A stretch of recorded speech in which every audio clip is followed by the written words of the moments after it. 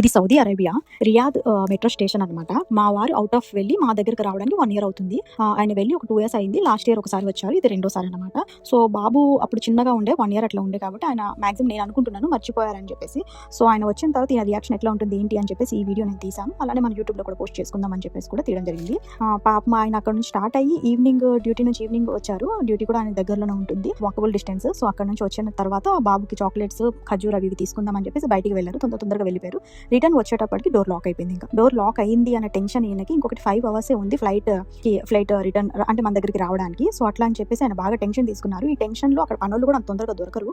So దొరికారు అంటే దగ్గర ఎక్కువనే తీసుకున్నారు రిపేర్ చేయడానికి. రిపేర్ అయింది ఒక 1 hour తర్వాత అయింది.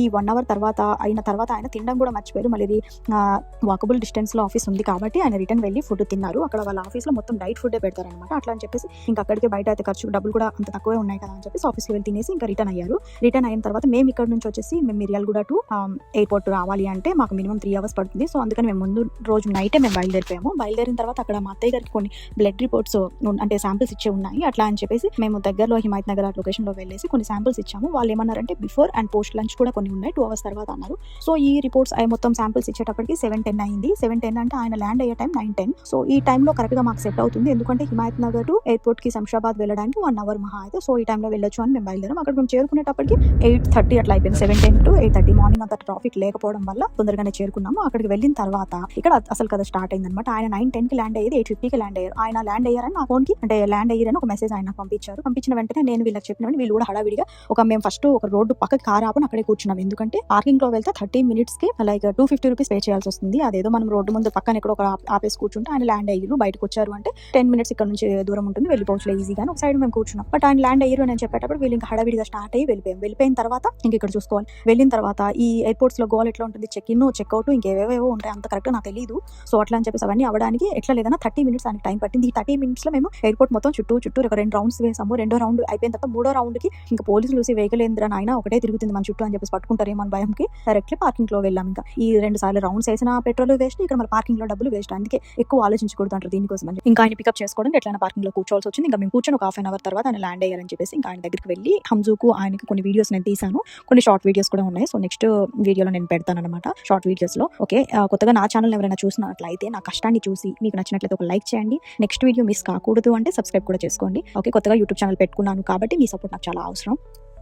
అక్కడ ఆయనకు కూడా నేను చెప్పాను అనమాట, కొన్ని వీడియోస్ తీసి నాకు పెట్టండి, నేను యూట్యూబ్ ఛానల్ పెట్టుకున్నాను కూడా. సో దాంట్లో నాకు కొన్ని క్లిప్స్ అవసరం అవుతాయి ప్లీజ్ అని చెప్పేసి నేను బతిమలు ఆడుకునేటప్పటికి కొన్ని వీడియోస్ పంపించారు. ఆ వీడియోస్లో అందులో ఉన్న కొన్ని క్లిప్స్ నేను ఇందులో యాడ్ చేశాను అనమాట. నాకు ఇంకొకటి ఏంటంటే అక్కడ ఇండిగో ఫ్లైట్ ఆయన ఎక్కేటప్పుడు వీడియో తీశారు. వీడియో ఓకే నాకు బాగానే అనిపించింది. బట్ ఫ్లైట్ ఎక్కడికైనా వెళ్ళిపోద్ది అనేసి ఒక్కొక్కరు పరిగెట్టు ఎక్కుతున్నారు. నాకు అదే అర్థం కాలేదు. కొంచెం శాంతిగా ఎక్కితే ఏమవుతుంది అని చెప్పేసి నాకు అనిపించింది. దాని తర్వాత వచ్చేసి ఇంకా అక్కడ నుంచి అక్కడ ఏదైతే తినడానికి కొన్ని చికెన్ అవి ఇవి అని చెప్పేసి అవన్నీ నేను ఆర్డర్ చేసేసి అవన్నీ అదే ఆయన ఫ్లైట్కి ఎక్కే ముందే అవన్నీ ఆయన పికప్ చేసి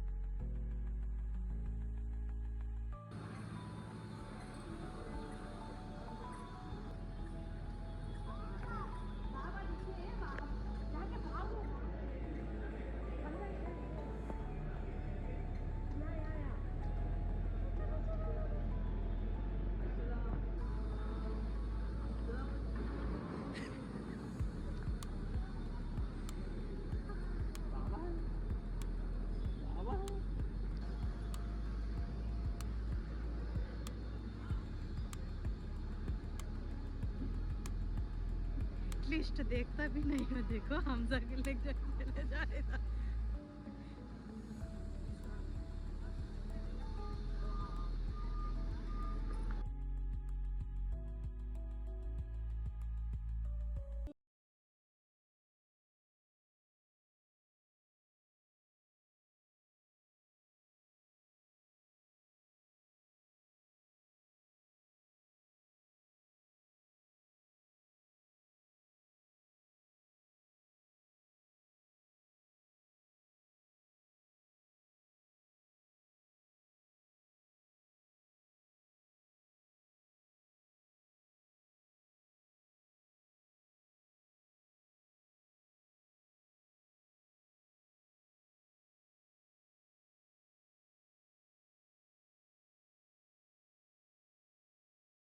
తీసుకున్నారు. ఇవన్నీ ఇక్కడ మాకు తీసుకొని వచ్చి ఇచ్చారు. ఇవన్నిటిని మేము ఏం చేసాం, ఓవెన్లో పెట్టి వేడి చేశాను. నాకు ఓవెన్లో బాగా నచ్చింది ఏంటి అంటే మనం లైక్ అందులో గిన్నె పెట్టేటప్పుడు గిన్నె వేడవ్వట్లేదు, ఏం కావట్లేదు, బట్ లోపల ఉండి చికెన్ బాగా వేడవుతుంది. నేను ఫస్ట్ టైం అనమాట ఇది నేను చూడడము.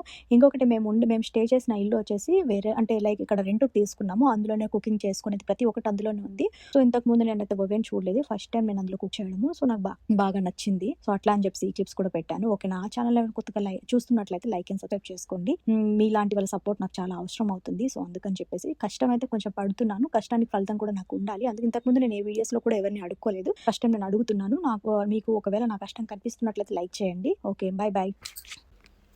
మేము తీసుకున్న ఈ అపార్ట్మెంట్ వచ్చేసి 2500 పడిందన్నమాట. ఒక డేకి వచ్చేసి 2500. ఇట్లా వైజాగ్లో కూడా ఉంది. వైజాగ్లో ఎవరైనా కొత్తగా వెళ్ళి చూడాలి అనుకున్న వాళ్ళకు కూడా అక్కడ ఒకటి కళ్యాణి, లైక్ నాకు అంత కరెక్ట్గా గుర్తులేదు, నేను నెక్స్ట్ వీడియోలో నేను అది మెన్షన్ చేస్తాను. అక్కడ కూడా 2000 ఉంటుంది. బట్ అన్నీ ఉంటాయి, ఉప్పు కారం ప్రతి ఒక్కటి ఉంటుంది. బట్ మనం ఖాళీ కూరగాయలు, చికెన్ ఏదైతే ఉంది అవన్నీ తెచ్చుకొని వండుకోవాలి అంతే అన్నమాట. మిగతావన్నీ ఉంటాయి. ఇంకొకటి కింద సెక్షన్లో కూడా ఫుడ్ కూడా వాళ్ళు మనకి ప్రొవైడ్ చేస్తారు. సో ఈ హైదరాబాద్లో అయితే ఫుడ్ ఏం ప్రొవైడ్ చేయలేదు మాకు, మేమే వండుకొని తిన్నాము. అక్కడ అంత పెద్దగా ఏం లేదు. వైజాగ్లో